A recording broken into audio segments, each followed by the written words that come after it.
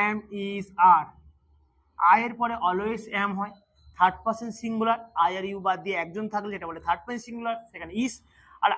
আর যেটা আই আর ইউ বাদ দিয়ে আই ইউ ওই বাদ দিয়ে আর মনে রাখো প্লুরাল, প্লুরাল থাকলেই আর, প্লুরাল থাকলে আর, ওকে, প্লুরাল থাকলে আর, আই এর পরে অলওয়েজ এম, আই আর ইউ বাদ দিয়ে একজন থাকলে ইজ, আর প্লুরাল থাকলে আর।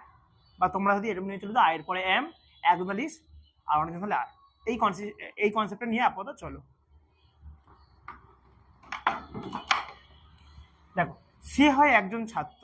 আমরা ট্রান্সলেশনে যে কোনো সেন্টেন্স ফরমেশন করতে গেলে জানি যেগুলো এগুলো অ্যাসার্টিভ সেন্টেন্স করাচ্ছি, সেটা অ্যাসার্টিভ সেন্টেন্সে সবসময় subject verb object, at first subject then verb then object, subject verb object, verb যেটা কাজ করে সেটা ভার্ব হয়, ভার্বকে কে দিয়ে প্রশ্ন করলে সেটা হয় সাবজেক্ট, আর ভার্বকে কি বা কাকে দিয়ে প্রশ্ন করলে যে উত্তর আছে সেটাকে বলি আমরা অবজেক্ট। দেখো, সে হয় একজন ছাত্র, he is a student, he is a student.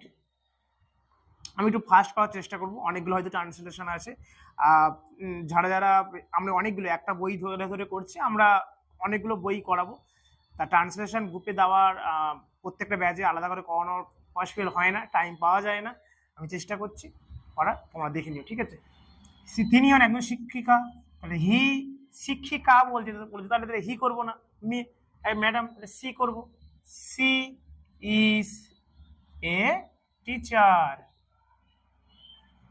মহিলাটি হন, মহিলাটি the woman, the woman is a nurse. লোকটি হয় মোটা, লোকটি হয় মোটা, তাহলে কি করবো, দ্য ম্যান ইজ ফ্যাট। একদম বেসিক, একদম বেসিক। মেয়েটি হয় রোগা, দ্য গার্ল ইজ, রোগা ইংরেজি কি, থিন, ওকে, লিন বলতে পারো।